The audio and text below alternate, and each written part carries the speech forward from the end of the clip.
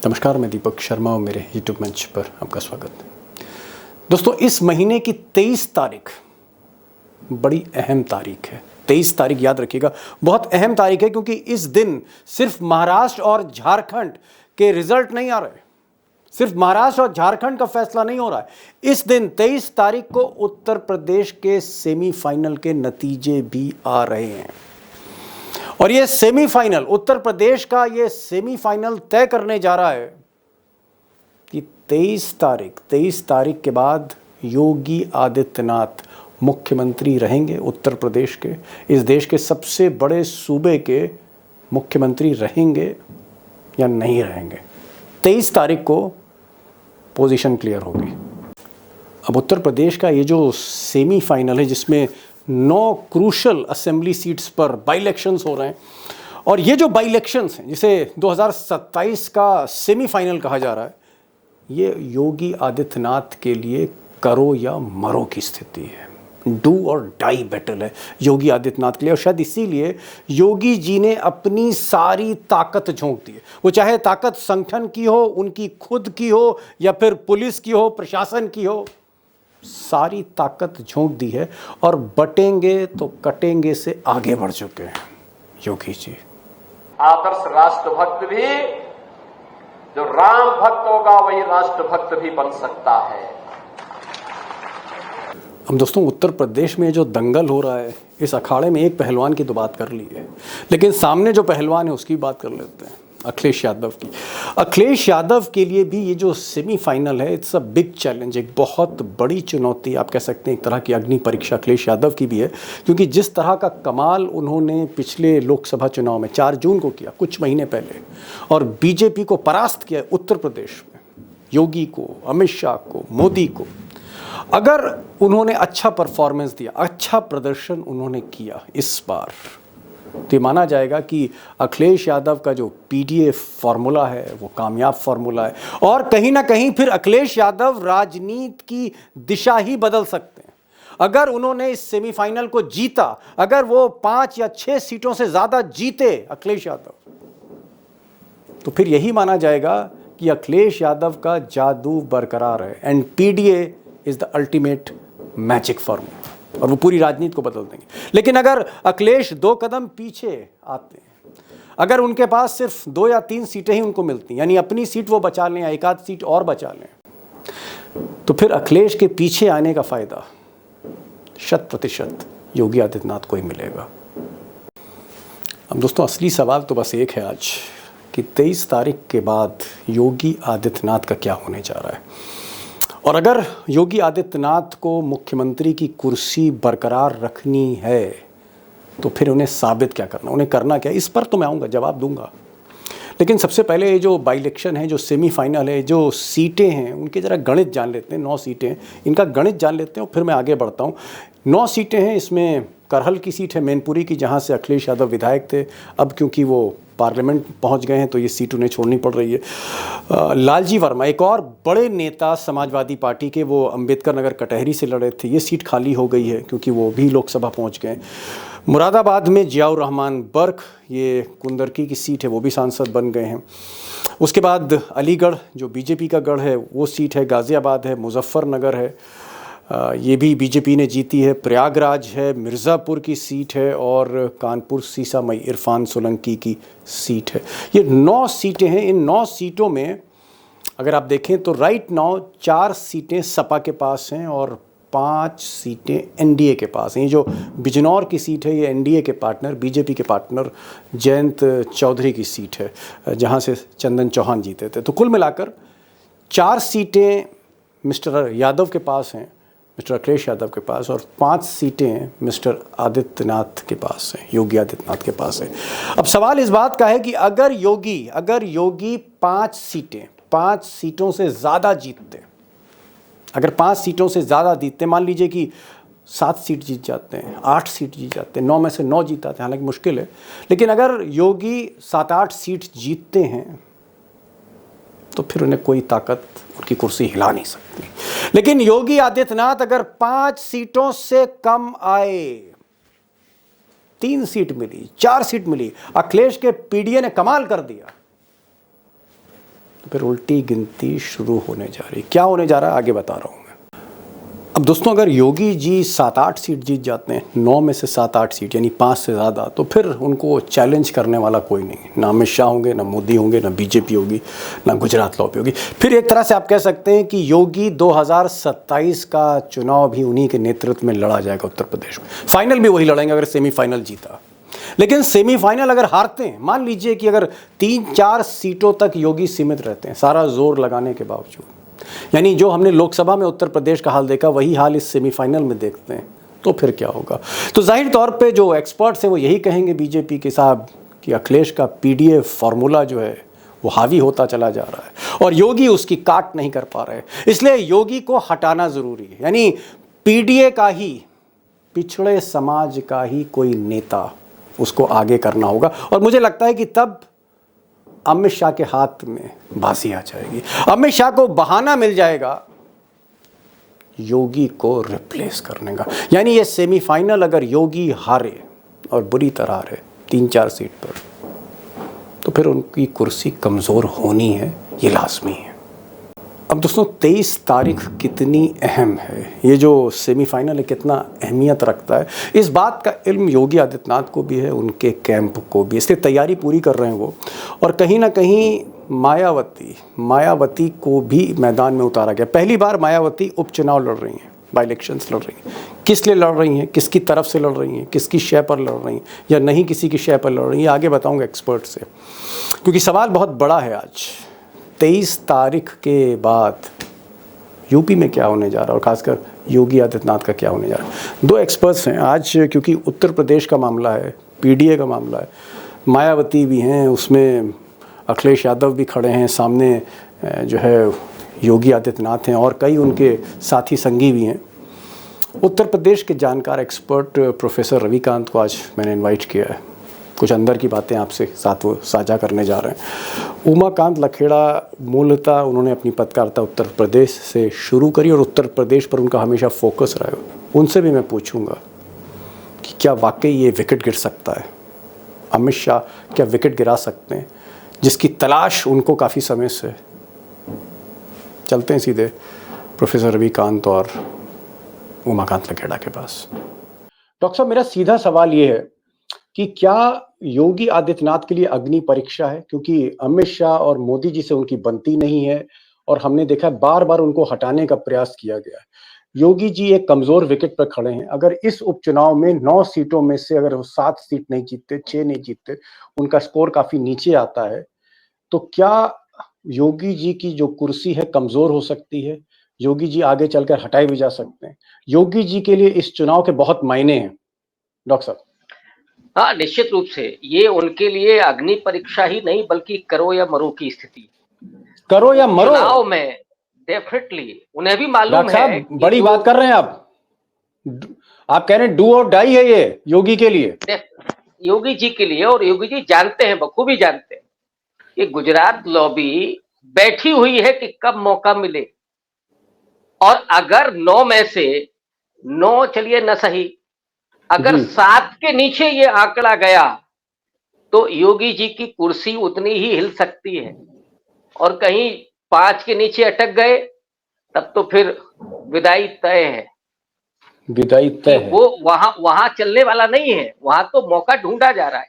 और फिर इसके आधार पर यह दिखाया जाएगा कि उत्तर प्रदेश में पीडीए फॉर्मूला चल रहा है, और पीडीए का मतलब है कि जो ओबीसी की राजनीति है, पिछड़ों की राजनीति है, उसको काउंटर करने के लिए योगी जी के जगह पर किसी पिछड़े को भी लाया जा सकता है। तो वो खतरा योगी आदित्यनाथ की कुर्सी पर है और वो बखूबी इसको जानते हैं, और यही वजह है कि साम दाम दंड भेद ये चारों लागू होंगे इस उपचुनाव में। लेकिन डॉक्टर लेकर के चुनावी मशीनरी तक। वो सही है, वो मैं आ रहा हूं कि योगी क्या करेंगे। लेकिन एक चीज बताइए, आपने कहा कि साहब योगी को हटना पड़ेगा अगर पीडीए फार्मूला जो है वो कहीं ना कहीं कामयाब होता है। अरे भाई, योगी जी तो कहते हैं कि वो तो साधु हैं, वो तो संत हैं, 24 घंटे वो तप करते हैं। आप कह रहे हैं कि वो अपर कास्ट है। इसका मतलब तो यही हुआ ना कि अगर पीडीए जीता, जब योगी जी की कोई जाति नहीं है, योगी जी जात पात पे विश्वास नहीं करते, उनकी कोई जाति नहीं, जाति उनकी साधु की है, तो फिर योगी जी को काहे हटा देंगे। ये तो आप कह रहे हैं कि योगी जी की कोई जाति नहीं है। वो तो खुद कह रहे हैं कि मैं ठाकुर हूं, मैं उस क्षत्रिय कुल में जन्मा हूं जिसमें प्रभु राम का जन्म हुआ, और उन्हें फक्र है इस बात का, गर्व है कि वो ठाकुर हैं। और प्रशासनिक व्यवस्था से लेकर के आप चारों तरफ देख लीजिए कौन बैठे हुए हैं, डीएम कौन है, एसपी कौन है, दरोगा कौन है। इससे आपको पता चल जाएगा कि किस जाति का बोलबाला है और किस जाति से वो आते हैं।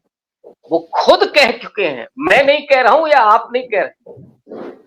तो इसलिए वो सीधे तौर पर अगर योगी आदित्यनाथ ये चुनाव गंवाते हैं तो ये पीडीए की जीत मानी जाएगी और वो जो पूरा उनका तिलिस्म है उसकी हार मानी जाएगी। और यहाँ योगी और बाबा और साधु की बात है ही नहीं। और योगी का मतलब होता है कि जो माया और पूरे इन सब से दूर हो। योगी आदित्यनाथ तो बैठे हुए हैं सत्ता में, तो वो कहां से योगी हैं? ठीक है, गोरखनाथ मठ में जब थे तब की बात अलग है। अब वो योगी नहीं है, अब वो विशुद्ध रूप से मुख्यमंत्री हैं। डॉक्टर साहब एक चीज और, क्योंकि आप जितनी जो रिसर्च आपकी योगी जी पर है वो फिर किसी की नहीं लखनऊ में। आपका घर योगी जी से 3-4 किलोमीटर के फासले पर है। गोमती के इस किनारे योगी जी हैं, गोमती के उस किनारे आप हैं। तो आप तो बड़ी बारीक निगाह रखते हैं। क्या वाकई योगी जी दिन रात मेहनत कर रहे हैं? योगी जी क्या उन्होंने सारी सीमाएं लांघ गए हैं इस बार और सब कुछ करेंगे इस चुनाव को जीतने के लिए? क्या योगी जी जान गए हैं कि ये चुनाव गया तो सब कुछ गया? नहीं, निश्चित रूप से देखिए योगी जी के सामने दो, एक तरफ तो विपक्ष है और दूसरी तरफ उनका अपना गुजरात लॉबी है। तो दो चुनौतियां हैं योगी जी के सामने, इसलिए कोई भी कसर नहीं छोड़ने वाले। साम दाम दंड भेद, प्रशासन भी काम करेगा जैसे करता आ रहा है पहले। इसके अलावा चुनावी मशीनरी काम करेगी। इसके अलावा वो पूरा फॉर्मूला काम करेगा जिसके आधार पर योगी जी चलते हैं। तो आपको सब कुछ देखने को मिल सकता है, लेकिन महत्वपूर्ण ये है। और अभी आप सवाल पूछे उसके पहले मैं बता दूं, बीएसपी की क्या भूमिका है इसमें। पहली बार उपचुनाव लड़ रही है मायावती। अभी तो छोटे खिलाड़ी आएंगे ना, मायावती तो बड़ी खिलाड़ी है, लेकिन इसके अलावा भी बहुत सारे खिलाड़ी उतरेंगे मैदान में पीडीए फॉर्मूला को काउंटर करने के लिए। तो सारे हथकंडे। डॉक्टर साहब आप बड़ी बात कह रहे हैं। आप कह रहे हैं कि बहन जी बहुजन समाज पार्टी की नेता, कई बार की मुख्यमंत्री, इसका मतलब वो बीजेपी के इशारे पे चुनाव लड़ रही है कि अखिलेश के वोट काटें, पीडीए वोट काटें, दलित वोट काटें। आप ये कहना चाह रहे हैं कि बहन जी पहली बार उपचुनाव इसलिए लड़ रही हैं क्योंकि वो एजेंट हैं बीजेपी की? आप इसका मतलब तो यही निकालूंगा मैं कि आप ये कहना चाह रहे हैं? देखिए मैं सीधे तौर पर तो ये बात मुझे कहनी भी नहीं चाहिए और कुछ होता भी नहीं, लेकिन जब आप चुनाव मैदान में हैं और आपका एजेंडा क्या है ये सामने आ रहा है। पहली बार उपचुनाव, और जब लड़ाई सीधे तौर पर हिंदुत्व बनाम अंबेडकरवाद की हो रही है और मायावती उसकी ब्रांड एम्बेसडर हैं, सबसे बड़ी नेता है, आज भी मैं मानता हूं कि दलितों की सबसे बड़ी नेता है। तो आप किससे लड़ रहे हैं? आप बीजेपी से लड़ रहे हैं या अखिलेश यादव से लड़ रहे हैं? ये लड़ाई आपकी तय होनी चाहिए। उपचुनाव उन्होंने कभी नहीं लड़ा। उनकी जो भी भूमिका होगी, मैं नहीं जानता कि वो एजेंट है कि नहीं, लेकिन जो नतीजे आएंगे वो बीजेपी को फायदा पहुंचाने वाले होंगे। वो जो वोटिंग होगी वो निश्चित रूप से अखिलेश यादव को कमजोर करने के लिए होगा। हालांकि उनको पूरा चुनाव लड़ने का अधिकार है, होना चाहिए, लेकिन क्या वो काम कर रही है इसके लिए? मैं मान लेता अगर वो लगातार चुनाव मैदान में होती, जमीन पर होती, संघर्ष कर रही होती, तो आज मायावती सिर्फ यहां नहीं होती, शायद दिल्ली में होती। इसलिए सवाल ये उठ रहा है। डॉक्टर साहब जो है संदेह के घेरे से मायावती को देख रहे हैं। एक क्विक आंसर मैं ले लूं, फिर आप डॉक्टर साहब एक सवाल आपसे और करना है मुझे। लखेड़ा साहब, क्या आप इस बात से सहमत हैं कि अगर योगी आदित्यनाथ इस उपचुनाव में उनका परफॉर्मेंस ड्रास्टिक रहा, निराशाजनक रहा, वो 9 में से सिर्फ 2 ही 3 या 4 सीट जीतते हैं, तो क्या उनके लिए मुसीबत होगी, योगी के लिए मुसीबत होगी? निश्चित रूप से मुसीबत होगी। मुसीबत के कई मोर्चे खुलेंगे, एक मोर्चे नहीं खुलेंगे, कई मोर्चे खुलेंगे। क्योंकि दिल्ली में देखिए गुजरात लॉबी, डॉक्टर साहब ने जैसे कहा कि वो उसका एक केशव मौर्य, उसके पास एक तुरुप का पत्ता है आज की तारीख में। और वो केशव मोहरा तुरुप का पत्ता 2019 में भी चलाए गए थे। 2017 में जब इनको पहली बार सीएम बनाया गया तो बिल्कुल तैयार हो गए थे मनोज सिन्हा, और मनोज सिन्हा को दरकिनार किया गया और ये माना गया कि भाई ये नहीं चलेंगे मनोज सिन्हा, क्योंकि उत्तर प्रदेश जैसा जी। डिफिकल्ट स्टेट है, यहाँ पर सफरन और राम मंदिर और तमाम तरह के प्रोजेक्ट्स हैं। तो योगी को लाया गया, इस प्रोजेक्ट के तहत लाया गया। उसके बाद जब योगी को दूसरी बार बनाने की बात हो रही थी तो ये सारे चालें चली गई। अल्टीमेटली योगी दोबारा नॉमिनेट हो गए। तो कहने का मतलब ये है कि अमित शाह, जिनका डायरेक्ट हेड ऑन कोलिजन जिसको कहते हैं, सीधा फाइट चल योगी रही से। है, शीत युद्ध चल रहा है, योगी से जबरदस्त शीत युद्ध चल रहा है। वो ये मौका अमित शाह का योगी से शीत युद्ध चल रहा है, ये उत्तर प्रदेश में बीजेपी का कार्यकर्ता दिल्ली से पूरे देश में जानता है। और मुझे नहीं लगता कि इसके बाद अगर योगी जी कमजोर पड़ते हैं इन असेंबली कॉन्स्टिट्यूंसीज में, वो 3 या 2 या 1 या 4 से नीचे अगर वो रहे, तो निश्चित रूप से ये जो तोप खाना है जो दिल्ली में अमित शाह के कंट्रोल में चल रहा है, ये तोप खाना अपनी बंदूकें चलाएगा। और वो तोप खाना ऐसा चलेगा कि वो उत्तर प्रदेश से लखनऊ की ओर वो चलेगा। उससे क्या होगा, ये बड़ा इंटरेस्टिंग होगा। जी आता हूँ, एक सवाल और पूछ लूं, क्योंकि आज प्रोफेसर जी बहुत दिनों के बाद आए हैं और उनको कहीं जाना भी है। प्रोफेसर साहब, लास्ट क्वेश्चन आपसे, उसके बाद मैं कुछ सवाल करने जा रहा हूँ उमाकांत जी से। ये तो बात योगी आदित्यनाथ की हो गई कि योगी आदित्यनाथ ने परफॉर्म नहीं किया तो खेल खत्म है। मान लीजिए अखिलेश यादव को अगर सीटें कम मिलती हैं, उनकी परफॉर्मेंस खराब हो जाती, ड्रास्टिक परफॉर्मेंस हो जाती, तो फिर ये पीडीए का क्या होगा, इस फार्मूले का क्या होगा? फिर अखिलेश यादव के लिए आगे रास्ता क्या है? मान लीजिए अखिलेश यादव 6 सीट जीतने की जगह, 7 सीट जीतने की जगह, स्वीप करने की जगह अगर वो फॉल कर जाते हैं, तब क्या होगा? देखिए, उत्तर प्रदेश में बीजेपी के सामने एकमात्र विकल्प अखिलेश यादव है। अगर पीडीए फॉर्मूला फेल होता है इस उपचुनाव में, तो आगे की जो 27 की राजनीति है उसमें कांग्रेस पार्टी का स्टेक बढ़ेगा। अभी जो कांग्रेस पार्टी दबाव में है, राहुल गांधी तैयार हैं, हरियाणा में भी चाहते थे, हुड्डा ने गड़बड़ किया, महाराष्ट्र में 2 सीटें दे दी गई हैं। तो ये जो बार्गेनिंग पावर है अखिलेश यादव की, वो कमजोर पड़ सकती है और 27 में कांग्रेस को फिर उन्हें ज्यादा सीटें देनी पड़ सकती हैं। अभी वो इस स्थिति में अगर वो अच्छा परफॉर्मेंस करके आते हैं तो कांग्रेस पार्टी की नहीं चलने वाली है। जो अखिलेश यादव कहेंगे उसके आगे मुझे लगता है कांग्रेस पार्टी को स्वीकार करना होगा। ये सबसे बड़ा आपको तो फिर इसी का एक सप्लीमेंट्री क्वेश्चन भी जवाब दे दीजिए 30 सेकंड के अंदर। आपने कहा कि अगर अखिलेश यादव फेल होते हैं, उनकी सीटें कम मिलती हैं, तो फिर पीडीए जो है वो कमजोर पड़ेगा, उनका फार्मूला कमजोर पड़ेगा, अखिलेश यादव की बार्गेन पावर कमजोर होगी, 2027 में कांग्रेस को ज्यादा सीटें देनी पड़ेगी। आपने अखिलेश जी के बारे में बताया। अब मुझे ये बताइए कि अगर अखिलेश हार रहे हैं तो योगी जीत रहे हैं, भाई लड़ाई तो अखिलेश और योगी की है। अगर योगी जीत रहे हैं, मान लीजिए अगर बाबा जीत रहे हैं, बाबा 7 सीट लिया है, तो फिर अमित शाह का क्या होगा, ये भी तो बता दीजिए। चुप बैठ जाएंगे वो? हाँ, निश्चित रूप से फिर चुप बैठना पड़ेगा, फिर बाबा और ज्यादा मजबूत होकर के आएंगे। अब अगली बार वो परमहंस बने हुए दिखाई पड़ेंगे आपको। हो सकता है कि शंकराचार्य हो जाए राजनीति। तो ये लेकिन किसकी छाती पर मूंग दलेंगे, ये तो बता दीजिए। परेशान किसको करेंगे? ऑब्वियस है अमित शाह के।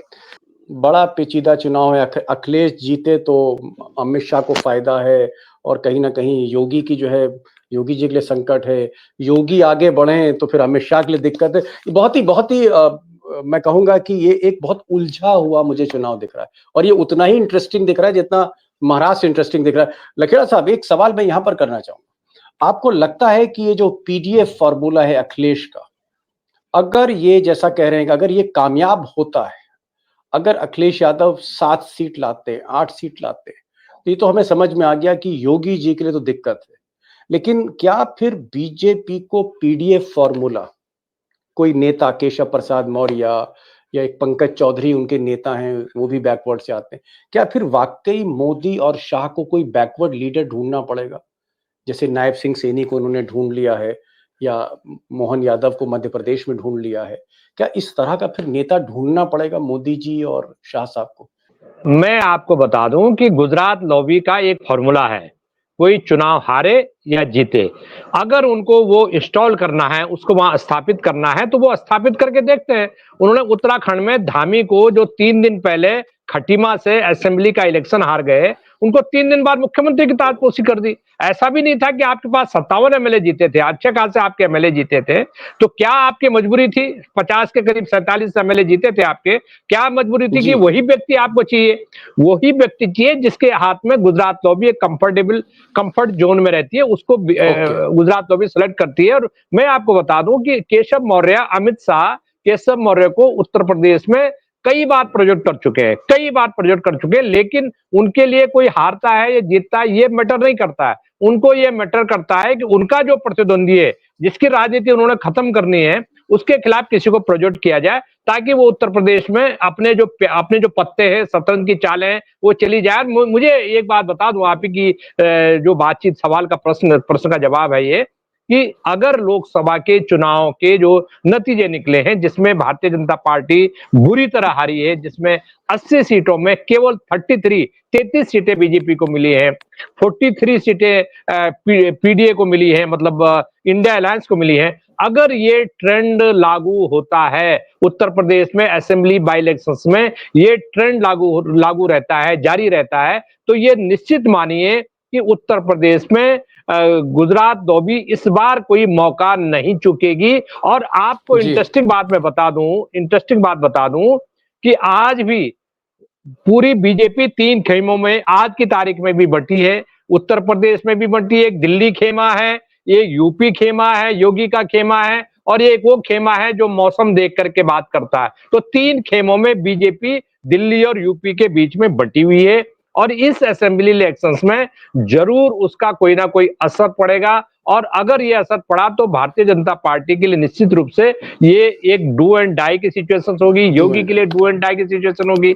आने वाले जो 2027 की जो पैडिंग हो रही है, तैयारी हो रही है, उस पर बहुत असर पड़ेगा। और भारतीय जनता पार्टी को एक रिथिंक करना पड़ेगा कि क्या आने वाले वक्त में वो इसी हालत में आगे बढ़ेगी, या कोई लीडरशिप चेंज करेगी, कोई नया। तो बीजेपी के सामने रास्ता ये है कि विकल्प नहीं है, योगी के सामने जो एग्रेसिवनेस है उसका विकल्प उनके पास नहीं है। जी बिल्कुल बिल्कुल, विकल्प भले ही नहीं, लेकिन एक्सपर्ट से दोस्तों 2-3 बातें सामने आ रही। नंबर 1 बात कि अगर योगी ने अच्छा परफॉर्म किया, ये जो उपचुनाव है 9 सीटें हैं जहां सपा जमीन पर भारी दिखती है, अगर योगी जी ने अच्छा प्रदर्शन किया तो ये प्रेशर योगी पर नहीं होगा, प्रेशर अखिलेश यादव पे भी होगा, प्रेशर कांग्रेस पर भी होगा, और प्रेशर गुजरात लॉबी पर भी होगा, मोदी शाह पर भी होगा, जिनका योगी से 36 का आंकड़ा है। और अगर योगी का ड्रास्टिक परफॉर्मेंस है, निराशाजनक प्रदर्शन अगर रहता है, वो सिर्फ 2-3 सीट जीत पाते हैं, तो योगी की उल्टी गिनती शुरू हो सकती, भले ही उनका कोई विकल्प ना हो, तब रिस्क गुजरात लॉबी लेगी, लेकिन उनको हटाया जा सकता है। और सबसे बड़ी चीज है कि अखिलेश फिर उनका एक राष्ट्रीय राजनीति में कद उभरेगा कि साहब लोकसभा भी जीता हमने उत्तर प्रदेश में, और हमने उपचुनाव, जो बड़ा उपचुनाव है, सेमीफाइनल जिसे कहा रहा है 2027 का, वो भी हमने जीता। तो कहीं ना कहीं अखिलेश यादव की बार्गेन पावर बढ़ेगी उत्तर प्रदेश में अगर वो प्रदर्शन अच्छा करते। और इस बार अखिलेश यादव की खुद की सीट, करहल की, मैनपुरी की जो सीट है, उस पर भी उपचुनाव होना है, वो भी हमें देखना पड़ेगा। और भी कई इंपॉर्टेंट सीट्स हैं जिस पर ये चुनाव लड़ा जा रहा है। बहरहाल 13 तारीख को जो है वहां पर वोटिंग है, और 23 तारीख को जब महाराष्ट्र के नतीजे होंगे, झारखंड के नतीजे होंगे, तब उत्तर प्रदेश का भी पिटारा खुलेगा, और देखना पड़ेगा उस दिन कौन कहां आगे रहता है और योगी का फ्यूचर क्या है। लखेड़ा साहब आप आए, बहुत बहुत शुक्रिया। आप दिवाली के मौके पर, क्योंकि लगातार त्योहार चल रहे हैं, और आपने हमें समय दिया, और प्रोफेसर रविकांत साहब जो हमसे जुड़े थे वो भी, उन्होंने भी समय दिया, उनका बहुत बहुत शुक्रिया। Thank you so much for joining this programme. Thank you so much. Thank you, नमस्कार, थैंक यू।